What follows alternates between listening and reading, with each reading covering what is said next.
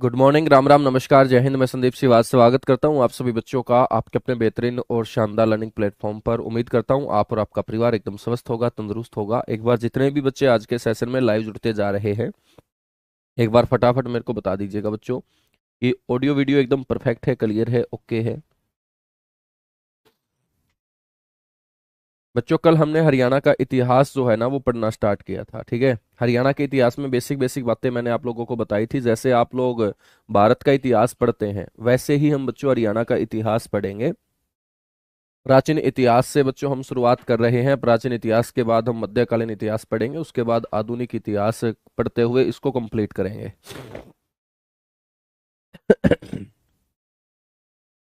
बेटा, मैंने आप लोगों को हरियाणा के नामकरण और हरियाणा की उत्पत्ति के बारे में बताया था।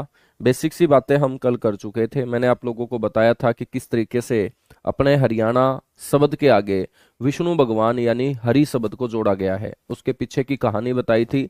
और अलग अलग वेदों के अंदर, अलग अलग स्मृतियों के अंदर अपने हरियाणा को बच्चों किस तरीके से रिप्रेजेंट किया गया है वो मैंने आपको बता दिया था कि हरियाणा का सबसे पहले जो वर्णन मिलता है वो ऋग्वेद में मिलता है।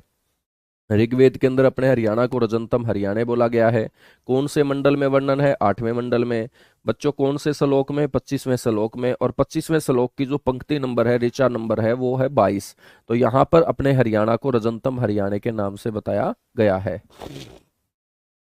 बच्चों, उसके बाद मैंने आपको बताया था कि सबसे बाद में लिखा हुआ वेद कौन सा है? अथर्ववेद। और एक रचना आपको याद रखनी है, मनु स्मृति, जिसकी रचना शवम मनु भगवान ने की है। इस मनु स्मृति में बच्चों हरियाणा का पहला प्रादेशिक नाम ब्रह्मावर्त बताया गया। क्योंकि मनुस्मृति बताती है कि हरियाणा का जो अस्तित्व है ना वो हमेशा से ही भगवान या देवताओं से जुड़ा हुआ रहा है।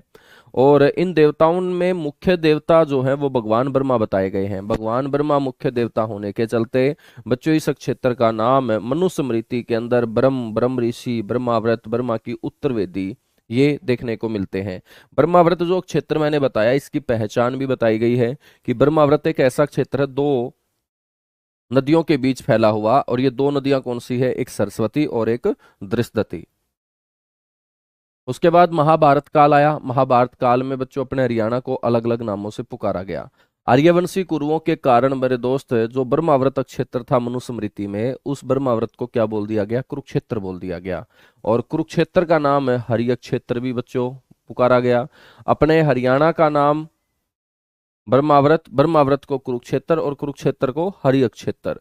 बच्चों, महाभारत काल में आर्यवंशी कुरुओं ने बड़े स्तर पर जब यहाँ पर अनाज का उत्पादन किया था तो इसका नाम बहुधान्यक प्रदेश हो जाता है। और बहुधान्यक का मतलब होता है जहाँ बहुत सारा अनाज होता हो।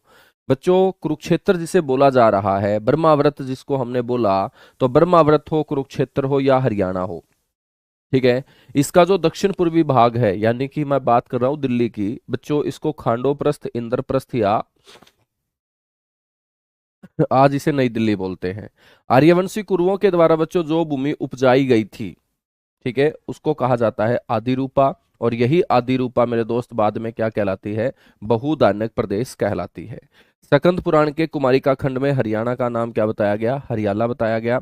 नकुल दिग्विजय नामक ग्रंथ के अंदर हरियाणा का नाम बच्चों क्या बताया गया? दसारण बताया गया। यहां तक बातें क्लियर हुई थी?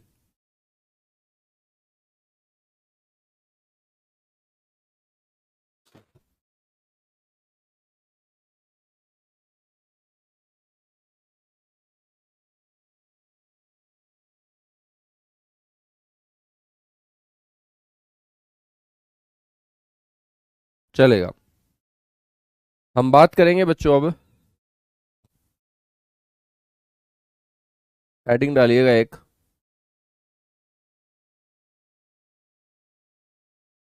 विभिन्न ग्रंथों में हरियाणा का नाम।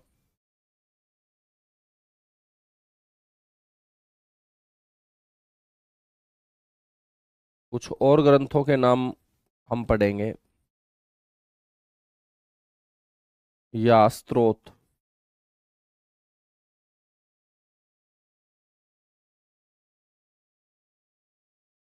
हरियाणा का नाम।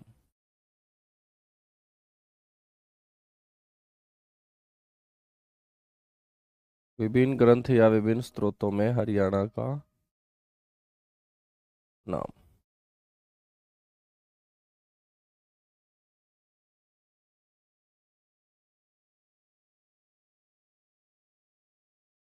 बच्चों एक ग्रंथ आपको याद रखना है जिसमें अपने हरियाणा को,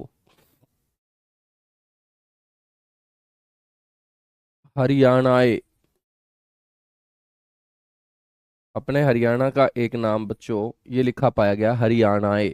तो आपसे पूछ लेगा कि हरियाणाए नाम जो लिखा पाया गया है वो कहाँ पर, तो आप बोलेंगे पास हाण चरिऊ।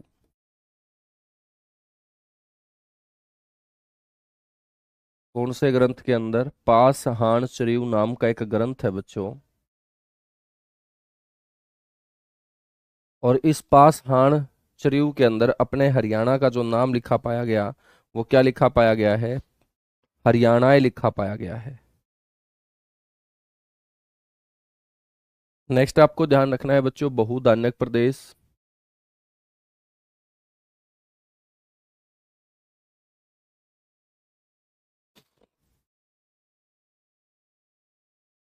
बहुधान्यक प्रदेश। बहुधान्यक प्रदेश जो है वो लिखा पाया गया है कहाँ पर? एक तो महाभारत ग्रंथ में,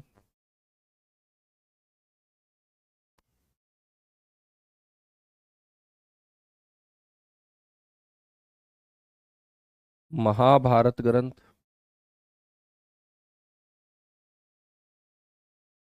और साथ के साथ युद्ध काल में।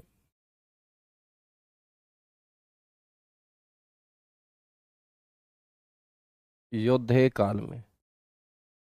तो बच्चों युद्ध काल और महाभारत ग्रंथ के अंदर अपने हरियाणा को क्या बोला गया है? बहुधान्यक प्रदेश बोला गया है। क्या बोला गया है? निश्चय है बाबा।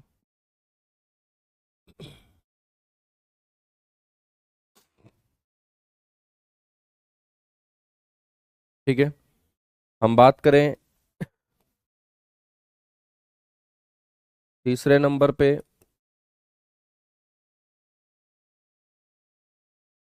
हरियाला। अपने हरियाणा का नाम बच्चों हरियाला भी रहा।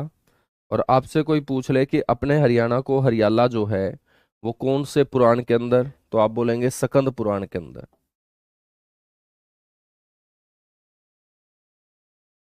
सकंद पुराण, सकंद का मतलब यहाँ क्या है? सकंद का मतलब है भगवान कार्तिकेय। सकंद पुराण और साथ के साथ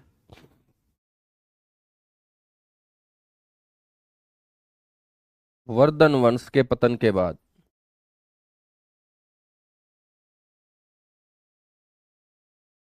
तो डायरेक्ट आपसे क्वेश्चन पूछा जाएगा कि वर्धन वंश के पतन के बाद हरियाणा को किस नाम से पुकारा जाता था, तो आप बोलेंगे बेटा हरियाला के नाम से पुकारा जाता था। ठीक है,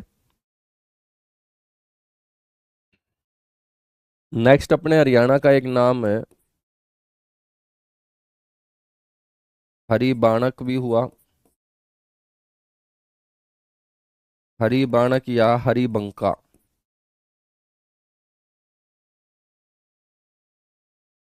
तो अपने हरियाणा का एक नाम हरि बाणक या हरि बंका भी हुआ।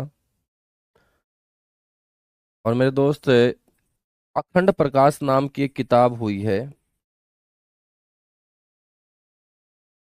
अखंड प्रकाश।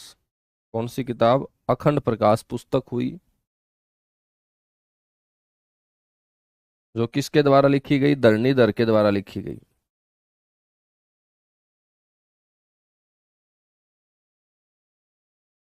धरणीधर के द्वारा लिखित इस पुस्तक के अंदर अपने हरियाणा का जो नाम है वो हरिबंका या हरि बाणक के नाम से बताया गया है। ठीक है, तो ये सारे के सारे इंपॉर्टेंट क्वेश्चन होंगे बच्चों जो हरियाणा के नामकरण से संबंधित होंगे कि हरियाणा को अलग अलग क्षेत्र में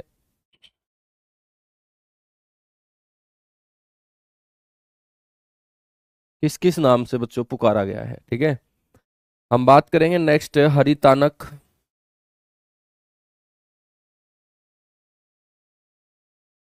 हरियाणा का एक नाम है बच्चों हरितानक। आपसे पूछा जाएगा कि हरियाणा का हरितानक नाम कहाँ मिलता है, तो आप बोलेंगे एक अभिलेख के अंदर, और उस अभिलेख का नाम है बेटा बिजोलिया अभिलेख। और ये बिजोलिया अभिलेख कहाँ से प्राप्त हुआ है? राजस्थान से।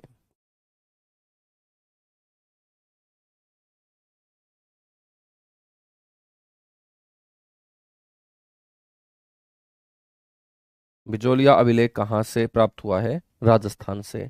यहाँ अपने हरियाणा को क्या बोला गया है? हरितानक बोला गया है। ठीक है। नेक्स्ट हम बात करेंगे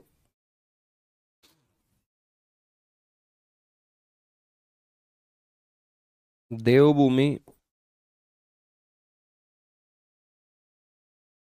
अपने हरियाणा को बच्चों देवभूमि या देवों की भूमि,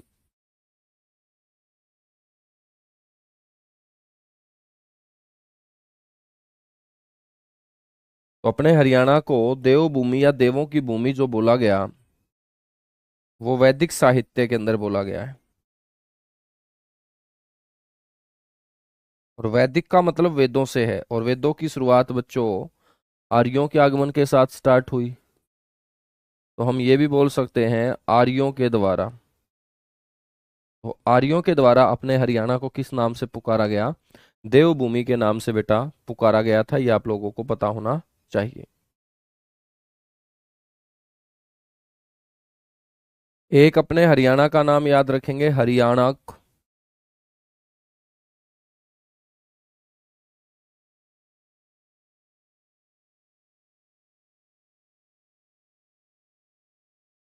हरियाणा। ठीक है। और आपसे कोई पूछ ले कि हरियाणा का जो नाम है वो कहाँ लिखा पाया गया है हरियाणा के बारे में, तो बेटा ये एक अभिलेख के अंदर लिखा पाया गया है, उसको बोलते हैं पालम बावली अभिलेख। पालम बावली। पालम आप लोगों ने जगह सुन रखी होगी, बिल्कुल। कहाँ सुन रखी है बेटा पालम? पालम नाम की जगह दिल्ली के अंदर। ठीक है। तो बावली का मतलब क्या होता है? कुआं। तो वहां पर एक कुआं है और उस कुएं से बच्चों एक अभिलेख प्राप्त हुआ जिसको हम पालम बावली बोलते हैं। और ये आपका दिल्ली से प्राप्त अभिलेख होगा। ठीक है। इसको क्या बोला गया? हरियाणांक बोल दिया गया। हम बात करें इसके अलावा अपने हरियाणा को धरती के ऊपर स्वर्ग भी बताया गया।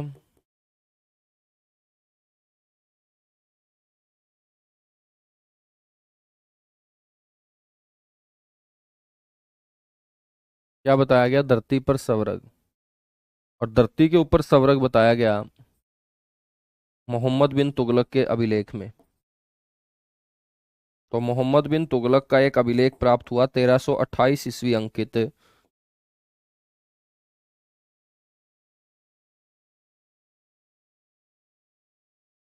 1328 ईस्वी अंकित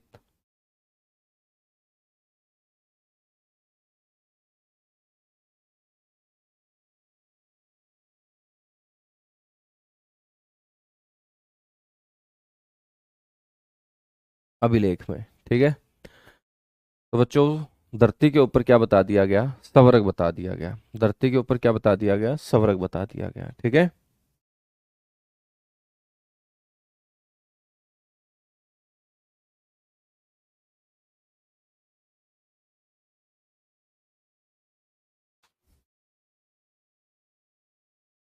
तो बच्चों ये कुछ ग्रंथों में या कुछ स्रोतों के माध्यम से पता चलता है कि अपने हरियाणा को इतिहास के अंदर इन इन नामों से पुकारा जाता था। अलग अलग किताबों के अंदर, अलग अलग ग्रंथों के अंदर, अलग अलग लोगों के द्वारा अपने हरियाणा को अलग अलग नामों से पुकारा गया है। तो अभी मैंने आप लोगों को सिर्फ ग्रंथ बताए हैं। अब हम चर्चा करेंगे मेरे दोस्त व्यक्तियों की। ठीक है। अब हम चर्चा करेंगे व्यक्तियों की, और अलग अलग व्यक्तियों ने अपने हरियाणा को किस तरीके से अलग अलग नाम देने का काम किया है उसके बारे में चर्चा करेंगे। फटाफट नोट कीजिएगा।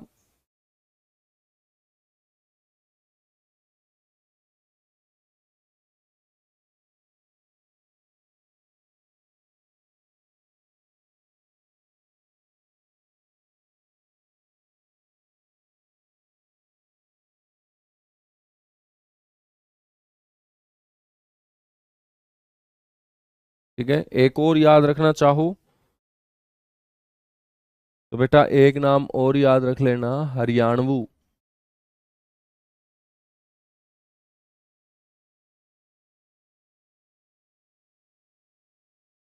हरियाणवु। ठीक है। बच्चों ये हरियाणवु जो है नाम लिखा पाया गया है महापुराण में।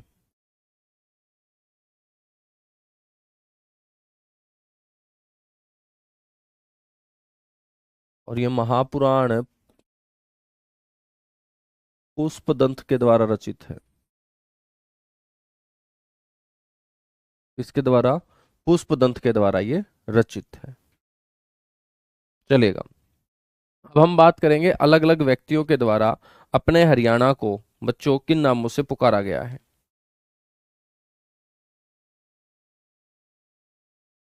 हेडिंग डालिएगा। विभिन्न विद्वानों द्वारा दिया गया हरियाणा को नाम।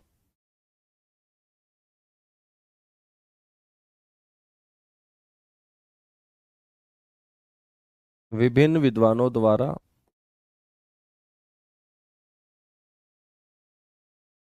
दिया गया हरियाणा को नाम।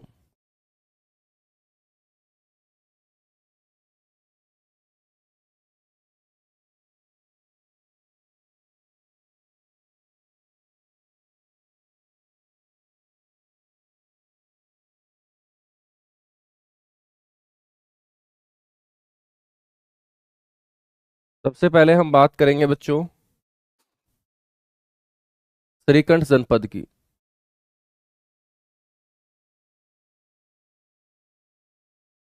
अपने हरियाणा को श्रीकंठ जनपद के नाम से भी जाना जाता था।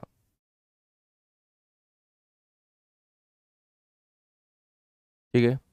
आपसे पूछ ले कि ये श्रीकंठ जनपद नाम हरियाणा क्षेत्र को दिया किसने था, तो बच्चों ये दिया था नागवंश के शासकों ने।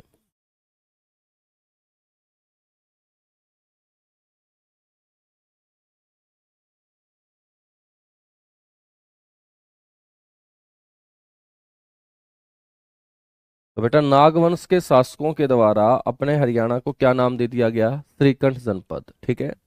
इस बात का वर्णन हमें कहाँ मिलता है? श्रीकंठ जनपद अपने हरियाणा को जाना जाता था, तो बच्चों ये बात कहाँ पर लिखी पाई गई है? इसका वर्णन हमें मिलता है हर्षचरित के अंदर। बाणभट्ट नाम के ऋषि के द्वारा या कवि के द्वारा रचित हर्षचरित के अंदर।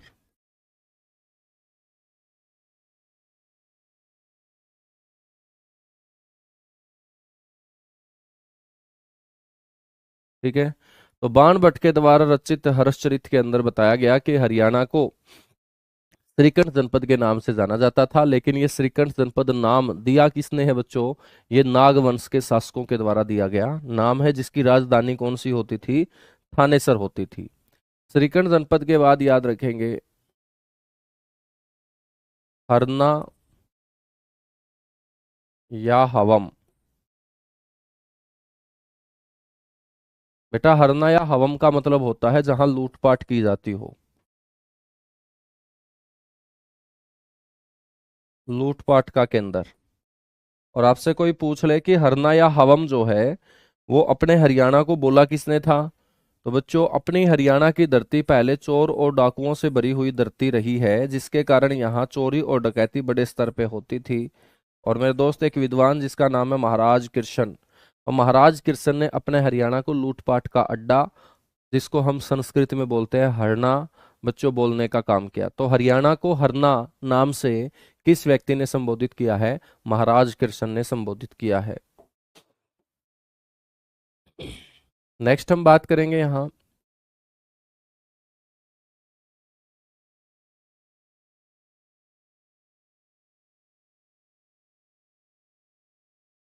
हरियाणा को हरियाला बोला गया। हरियाला का मतलब यहाँ हरा भरा। ठीक है। और मेरे दोस्त अपने हरियाणा को हरियाला बोलने का काम किया यदुनाथ सरकार ने। तो यदुनाथ सरकार नाम का कोई व्यक्ति हुआ, उसने अपने हरियाणा को बच्चों क्या बोला है? हरियाला बोला है। ठीक है। हम बात करेंगे नेक्स्ट अपने हरियाणा को हरिधानक्य के नाम से पुकारा गया।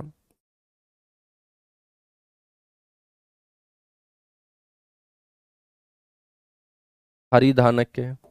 और आपसे मैं पूछ लूं कि अपने हरियाणा को हरिधानक्य किसने बोला है, तो आप बोलेंगे राहुल संकीर्तन ने।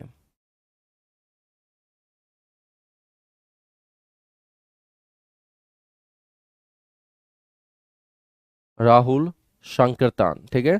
राहुल शांकृतान जो है ये उत्तर प्रदेश का रहने वाला था बेटा, और इसको भारत का महापंडित कहा जाता है।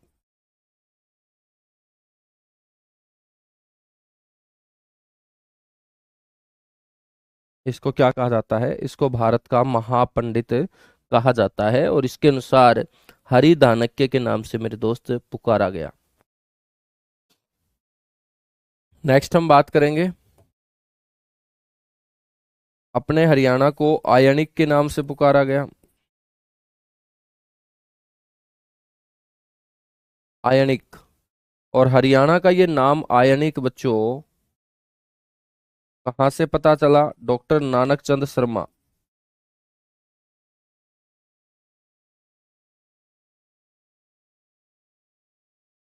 तो डॉक्टर नानक चंद शर्मा ने अपने हरियाणा को किस नाम से रिप्रेजेंट किया है? आयनिक के नाम से बच्चों रिप्रेजेंट करने का काम किया है। ठीक है। नेक्स्ट हम बात करेंगे, एक अपने हरियाणा का नाम बच्चों हरिताना भी लिखा पाया गया। एक हरियाणा का नाम हरिताना भी लिखा पाया गया। और हरियाणा का नाम हरिताना बच्चों किसने रिप्रेजेंट किया? G.R. भंडारकर ने।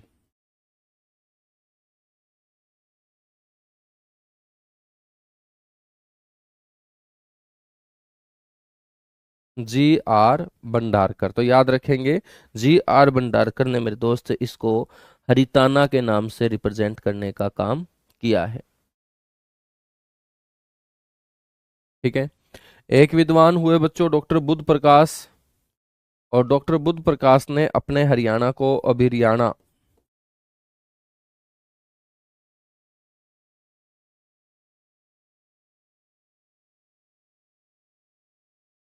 अभिरियाणा का मतलब है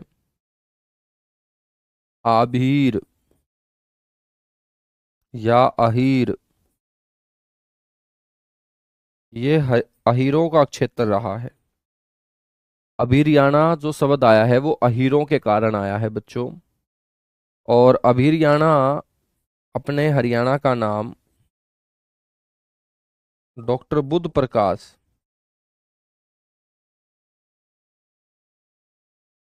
के द्वारा लिया गया है। तो डॉक्टर बुद्ध प्रकाश ने हरियाणा को किस नाम से संबोधित किया है? आप बोलेंगे अभिरियाणा के नाम से। और अभिरियाणा का मतलब मैंने बता दिया आपको, अहीर। क्या होगा? अहीर होगा। ठीक है।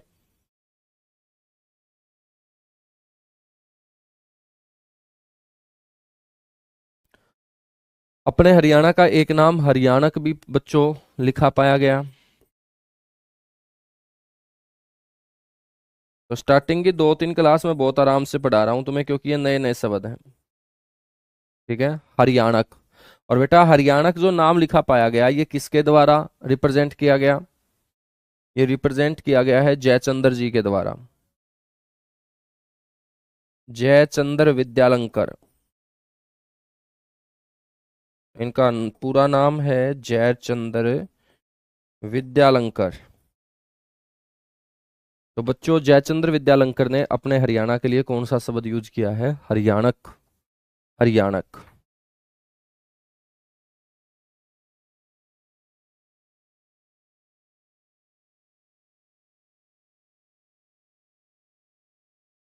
ठीक है। यहां तक चीजें क्लियर हुई? बेटा एक जीसी अवस्थी नाम के हुए हैं,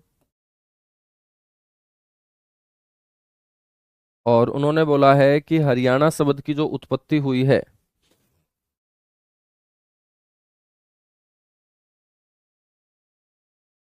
ये जो हम हरियाणा पढ़ रहे हैं,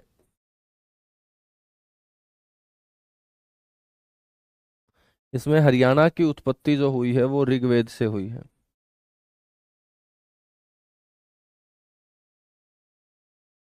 या हम लिख सकते हैं हरियाणा शब्द ऋग्वेद से उत्पन्न।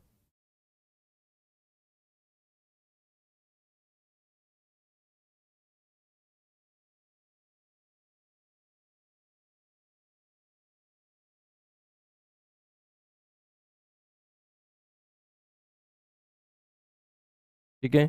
और ये बात बताई गई है किसके द्वारा? जी अवस्थी के द्वारा।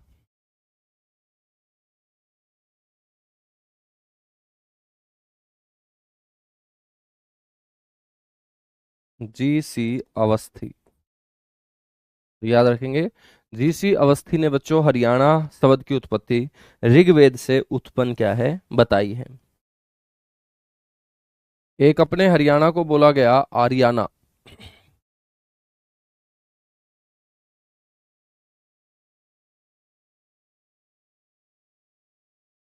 आर्याना, बच्चों आर्याना का मतलब क्या होगा? आर्यों का स्थान, आर्यों का निवास।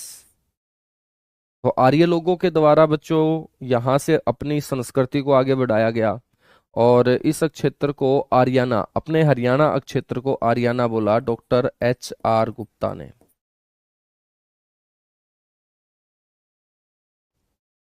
तो डॉक्टर HR गुप्ता ने बच्चों अपने हरियाणा को क्या बता दिया?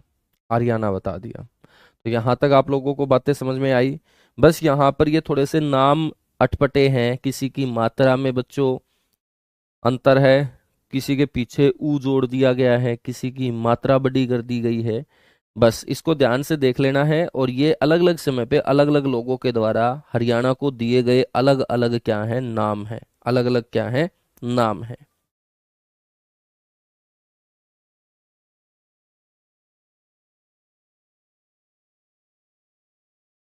ठीक है, लास्ट नाम और बता रहा हूं।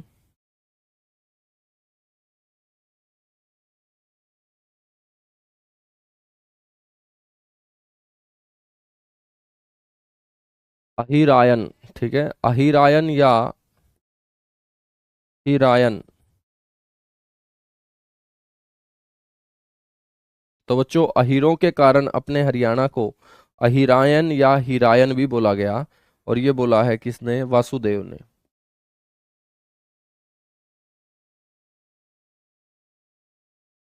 वासुदेव ने, ठीक है।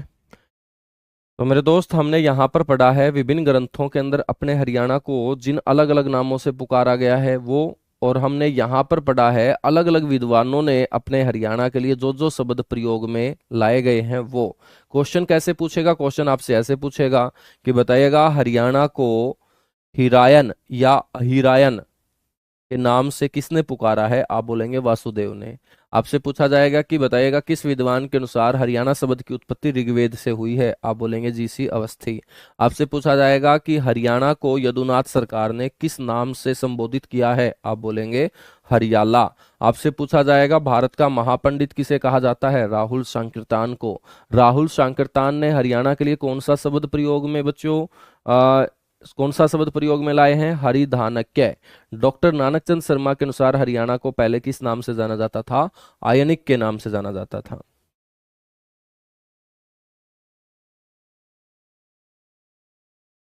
यहां तक चीजें क्लियर हुई? फटाफट बताओ। बेटा सारे के सारे अभिलेख आएंगे, टेंशन मत लो तुम। धीरे धीरे पढ़ते रहो जैसे जैसे पढ़ा रहा हूँ। सलाहकार मत बना करो बस तुम, ठीक है। सारा दिन बच्चे मेरे को पढ़ाने कम देते हैं, सलाह ज्यादा देते हैं मेरे को। कई बार तो मेरे को ये लगता है कि तुम मेरे गुरु हो बच्चों।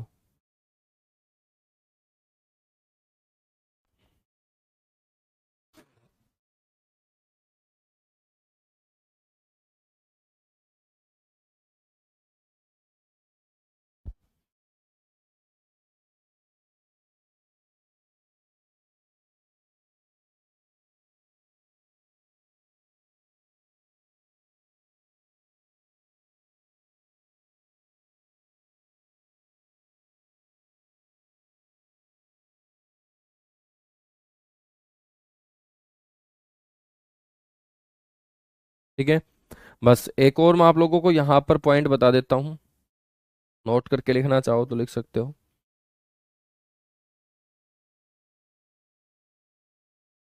बेटा मध्य काल के अंदर अपने हरियाणा को किन किन नामों से पुकारा गया है?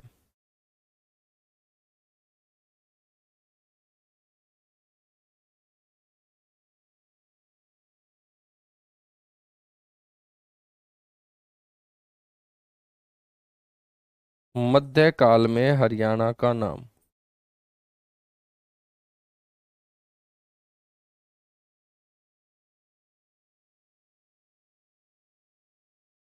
याद रखेंगे।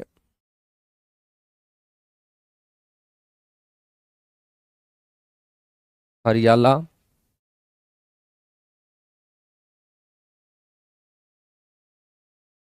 हरित आणक और हरियाणा।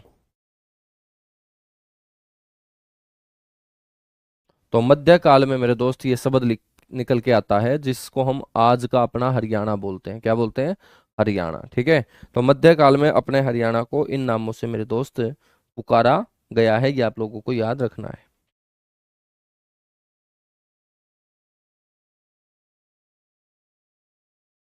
चलेगा।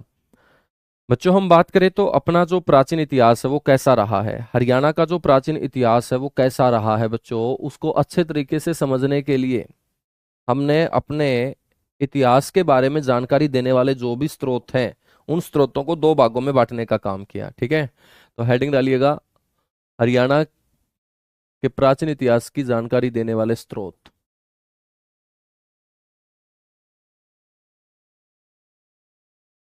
हरियाणा के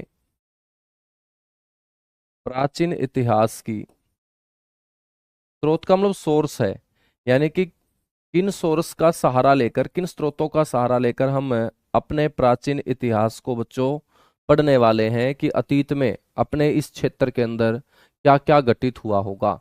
तो हरियाणा के प्राचीन इतिहास के बारे में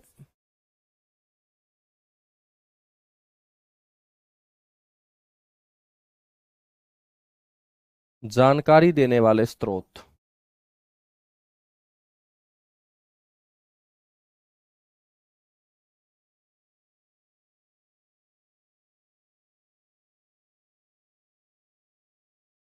जानकारी देने वाले स्रोत। ठीक है। तो कौन कौन से स्रोतों का बच्चों सहारा लेकर हम अपने हरियाणा के प्राचीन इतिहास को पढ़ेंगे। तो आप सभी को पता होना चाहिए कि हरियाणा के प्राचीन इतिहास को अच्छे तरीके से समझने के लिए हम अपने स्रोतों को दो भागों में बांट के चलेंगे। ठीक है।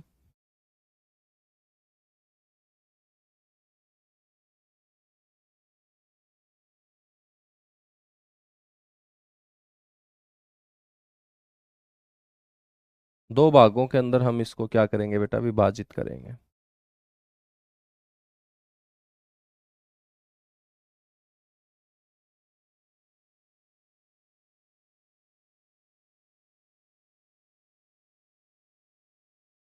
ये दो भाग कौन से होंगे?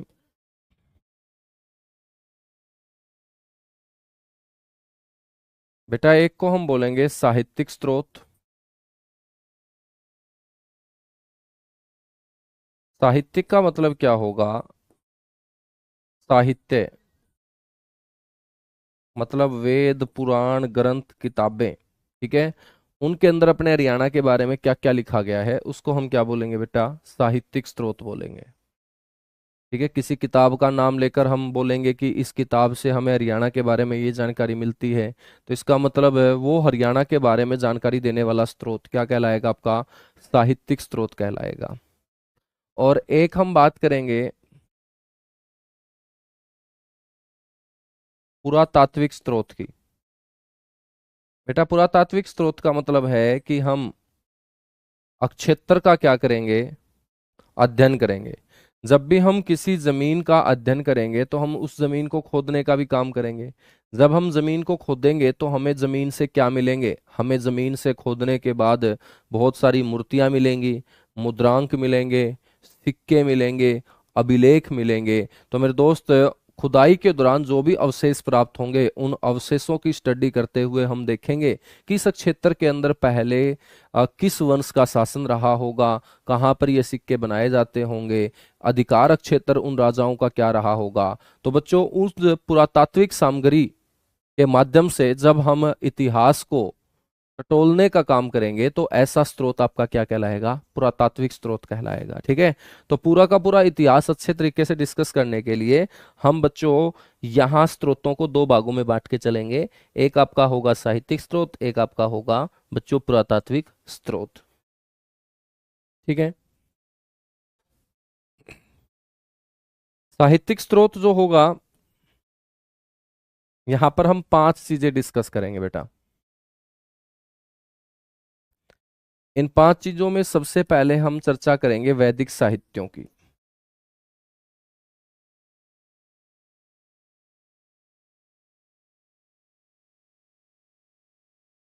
इसकी चर्चा करेंगे हम, वैदिक साहित्यों की चर्चा करेंगे, ठीक है। जिसके अंदर आपके वेद आ जाएंगे, आरण्यक आ जाएंगे, उपनिषद आ जाएंगे, वेद आ जाएंगे, आरण्यक आ जाएंगे और उपनिषद आ जाएंगे। तो इसको हम बोलेंगे वैदिक साहित्य। बेटा वैदिक साहित्य के बाद आपको ध्यान रखना है, हम यहां पर चर्चा करेंगे पौराणिक साहित्य की।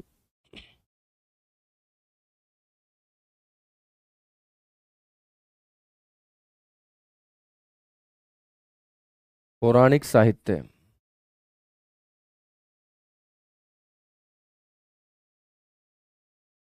तीसरे नंबर पे हम चर्चा करेंगे बौद्ध साहित्य की या बौद्ध धर्म ग्रंथ।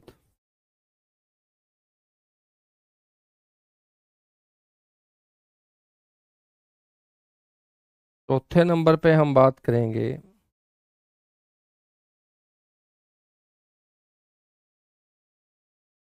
जैन धर्म ग्रंथ की। और बेटा उसके बाद हम बात करेंगे यहाँ पर विदेशी विवरण की, ठीक है। बहुत सारे विदेशी जो लोग हैं अपने भारत के अंदर आए और उन्होंने बहुत अच्छी अच्छी किताबें लिखी। उन किताबों के माध्यम से भी हमें पता चलेगा अपने हरियाणा के बारे में। जैसे मैं बात करूं तो मेरे दोस्त चीनी यात्री, दूसरा चीनी यात्री हेन सांग आया और हेन सांग ने अपनी यात्रा का वृत्तांत लिखा सियूकी नाम से। तो उस सियूकी के अंदर अपने हरियाणा के बारे में हमें बहुत सारी जानकारी मिलेंगी, ठीक है। बच्चों हम पुरातात्विक स्रोत का जिक्र करें तो पुरातात्विक स्रोत में सबसे पहले हम बात करेंगे अभिलेखों की, जो खुदाई के दौरान चीजें प्राप्त होंगी। अभिलेख, 3 दर्जन से ज्यादा अभिलेख हरियाणा के बारे में जानकारी देने का काम करते हैं। बेटा अभिलेख के बाद हम चर्चा करेंगे यहाँ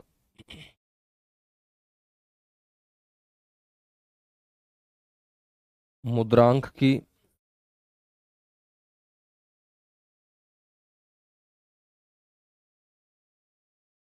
बात करेंगे प्राचीन सिक्कों की,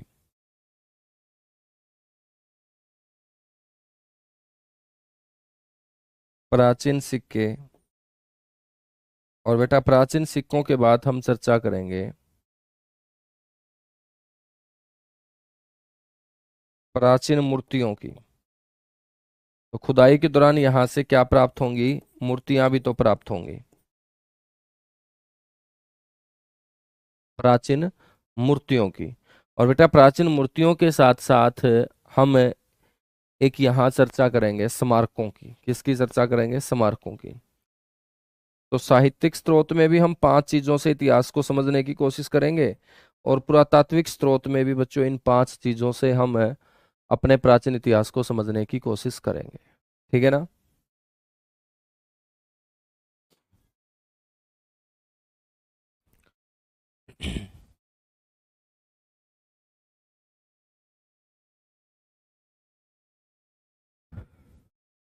तो सबसे पहले मेरे दोस्त हम बात करेंगे यहाँ पर वैदिक साहित्य की। तो मैं आप लोगों को साहित्यिक ग्रंथ सबसे पहले बता रहा हूँ, साहित्यिक स्रोत मैं आपको सबसे पहले बता रहा हूँ, ठीक है।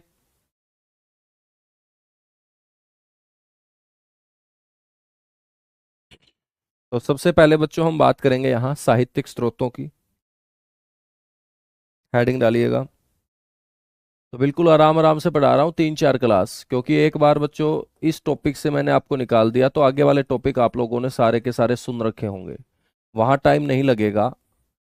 तो इसलिए आप लोगों को यहाँ पर मैं बहुत आराम से लेके चल रहा हूँ एक एक शब्द, क्योंकि बच्चों यहाँ से क्वेश्चन आएगा तो कंफ्यूजन होगी फिर, क्योंकि किसी की मात्रा आगे पीछे होने से बच्चों पूरा का पूरा आंसर ही चेंज हो जाएगा, ठीक है। साहित्यिक स्रोत में सबसे पहले हम बात करेंगे वैदिक साहित्य की। नंबर 1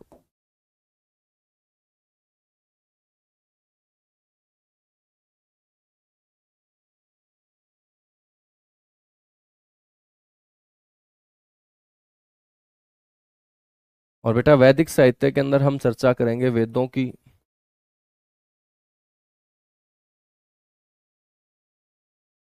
उपनिषदों की,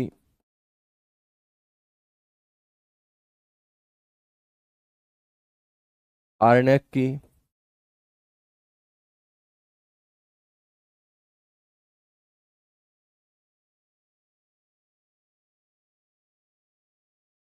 सबसे पहले आप लोगों को पता होना चाहिए कि मेरे दोस्त, प्राचीन मान्यताओं के अनुसार हम चर्चा करें,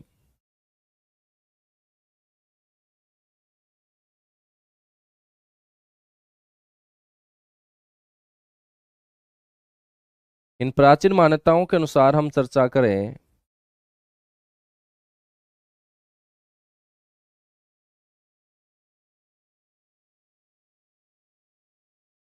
तो बच्चों वेद पुराण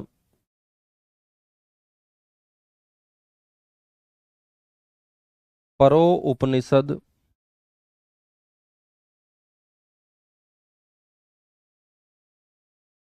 और आरण्यक,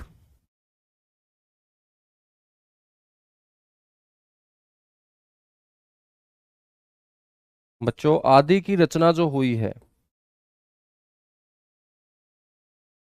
वो हरियाणा में ही हुई है। तो लोगों का मानना है कि ये सारे के सारे जो ऐतिहासिक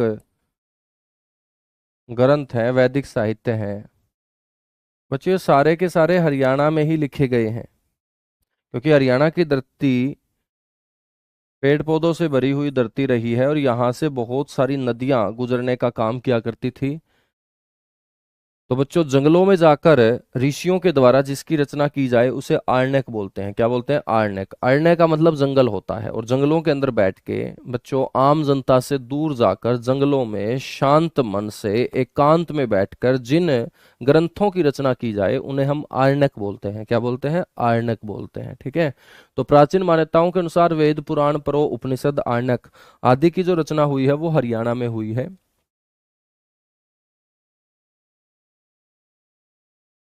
हम बात करें ऋग्वेद के अंदर, तो बेटा ऋग्वेद के अंदर हरियाणा में बहने वाली कई नदियों का वर्णन है। हरियाणा में बहने वाली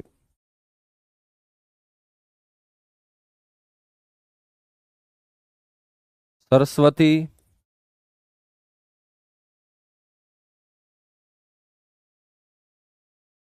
दृशदती और यमुना नदी का वर्णन मेरे दोस्त किया गया है।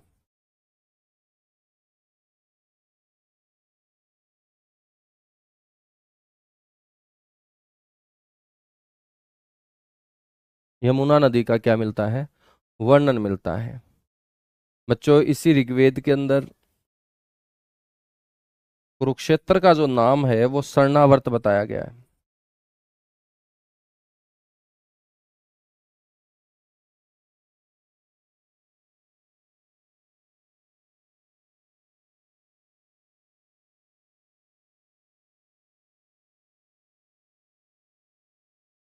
कुरुक्षेत्र का जो नाम है बेटा वो क्या बताया गया है? शरणावर्त बताया गया है। ये आप लोगों को पता होना चाहिए।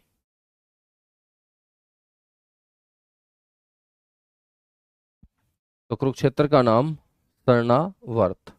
ठीक है।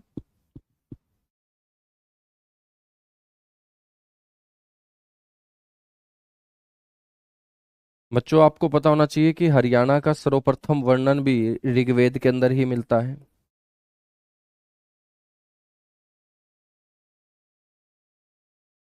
हरियाणा का सर्वप्रथम वर्णन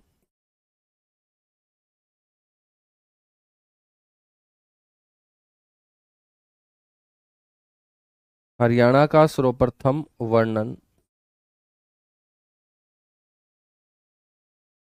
8वें मंडल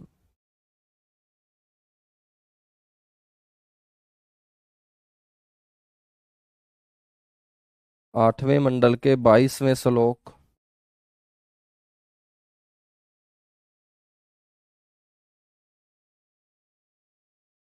की ऋचा संख्या नंबर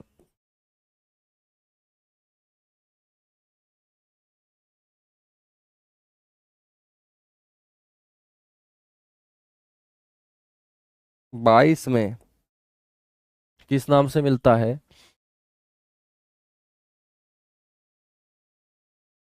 रजंतम हरियाणे नाम से।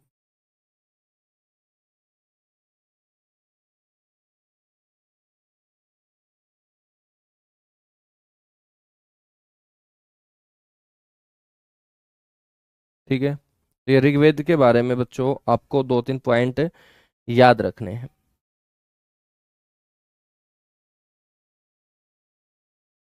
ऋग्वेद के साथ साथ एक ब्राह्मण ग्रंथ जैमिनीय,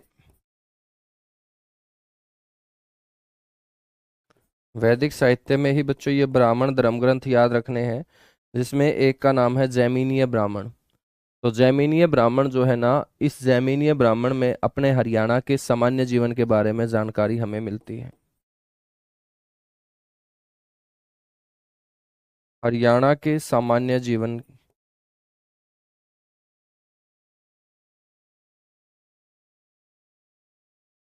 हरियाणा के सामान्य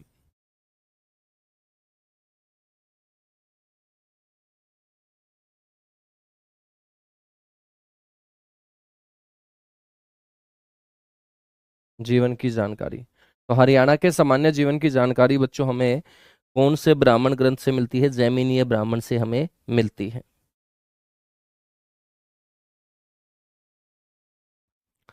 नेक्स्ट एक और ब्राह्मण ग्रंथ आपको याद रखना है, शतपथ ब्राह्मण।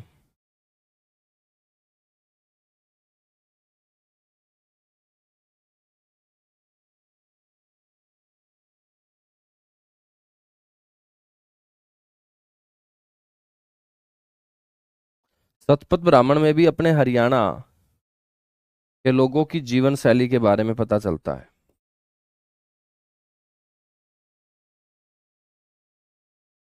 हरियाणा के लोगों की जीवन शैली।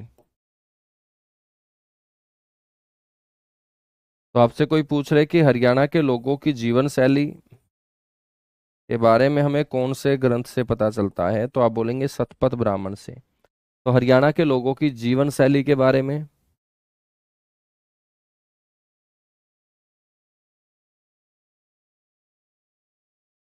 और साथ के साथ लोगों की भाषा के बारे में,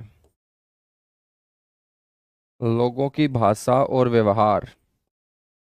तो यहाँ लोगों की भाषा और उनका व्यवहार बहुत ही अच्छा मेरे दोस्त बताया गया है। हरियाणा के लोगों का व्यवहार वैसे ही अच्छा रहता है हमेशा से ही, ठीक है। हाँ, तो हरियाणा के लोगों की जीवन शैली, हरियाणा के लोगों का व्यवहार, ये हमें शतपथ ब्राह्मण से मेरे दोस्त पता चलता है। एक ऐसा ही उपनिषद आपको याद रखना है जिसका नाम है छांदोग्य उपनिषद।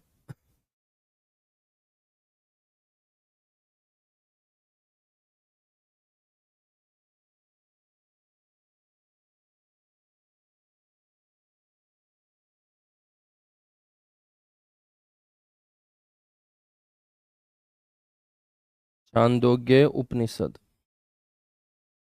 छांदोग्य उपनिषद में हरियाणा के आर्थिक और सामाजिक जीवन की जानकारी बच्चों दी गई है।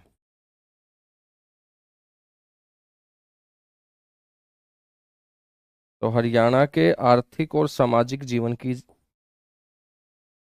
हरियाणा के आर्थिक, आर्थिक का मतलब पैसे की दृष्टि से है, सामाजिक का मतलब जो समाज उस समय तैयार किया हुआ था लोगों के द्वारा।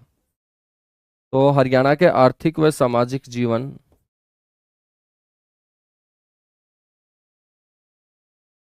की जानकारी। तो बेटा हरियाणा के आर्थिक और सामाजिक जीवन की जानकारी हमें कौन से उपनिषद से पता चलती है? छांदोग्य उपनिषद से हमें पता चलती है, ठीक है। हाँ, मैंने यहाँ 25वां श्लोक बोला होगा, लिख दिया 22वां। तो बेटा इसको 25वां श्लोक करेंगे ना। ये तो कई बार बता चुका हूं मैं, इतनी गलती करने के बाद तो तुम वैसे भी ठीक कर दोगे। 25वें श्लोक की ऋचा संख्या नंबर 22। तो आज के लिए इतना सा ही करेंगे, बाकी हम करेंगे बच्चों नेक्स्ट क्लास में। तो ये नई नई बातें हैं, ठीक है, नई नई बातें हैं। यदि मैं आप लोगों को यहाँ पर एक उपनिषद बता रहा हूँ तो एक ही याद रखना है, ठीक है। यदि मैं आपको दो ब्राह्मण बता रहा हूं तो दो ब्राह्मण याद रखने हैं। यदि मैं यहाँ पर एक वेद बता रहा हूं तो एक ही वेद आपको याद रखना है, और इनको अच्छे तरीके से आपको 2 3 4 बार रिवीजन जरूर करना है, क्योंकि ये नए क्वेश्चन होंगे। ठीक है। कुरुक्षेत्र का नाम शरणावर्त कौन से वेद में मिलता है? एक नया क्वेश्चन बता रहा हूँ, ऋग्वेद के अंदर मिलता है। कहाँ ऋग्वेद के अंदर। हरियाणा का नाम ऋग्वेद के अंदर क्या मिलता है? रजंतम हरियाणे। बच्चों, हरियाणा के बारे में जानकारी देने वाले वैदिक साहित्य कौन कौन से होंगे? ऋग्वेद, जैमिनीय ब्राह्मण, शतपथ ब्राह्मण, छांदोग्य उपनिषद। ये हरियाणा के बारे में ही तो हमें क्या देते हैं? जानकारी देते हैं। ठीक है। तो ऋग्वेद के अंदर हरियाणा में बहने वाली कौन सी नदियों का वर्णन है? सरस्वती, दृष्टि और यमुना नदी का वर्णन जो है वो ऋग्वेद के अंदर दिया गया है। ठीक है। तो बिल्कुल थोड़ा थोड़ा हम करके चलेंगे, कोई जल्दबाजी है नहीं, क्योंकि अभी एग्जाम का बच्चों अता पता नहीं है, और जब एग्जाम का अता पता नहीं है तो जल्दबाजी नहीं करेंगे, आराम आराम से हम चीजों को कवर कर लेंगे। एक बार में ही हम ऐसा पढ़ेंगे कि यार बार बार ना पढ़ना पड़े। ठीक है।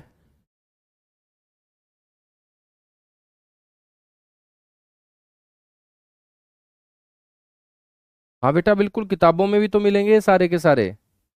मैं कोई मंगल ग्रह से थोड़ी लेके आ रहा हूँ, किताबों में तो मिलेंगे ही मिलेंगे ये। ठीक है। तो एक बच्चा बोल रहा है सर किताबों में भी मिल जाएंगे, तो किताबों में क्यों नहीं मिलेंगे? जब आप ज्योग्राफी पढ़ते हो, हिस्ट्री पढ़ते हो, पॉलिटी पढ़ते हो, इंग्लिश पढ़ते हो, रीजनिंग पढ़ते हो, इंडिया जीके पढ़ते हो, साइंस पढ़ते हो, तो बच्चों वो क्या किताबों में नहीं है? है ना? तो हर चीज है किताबों में।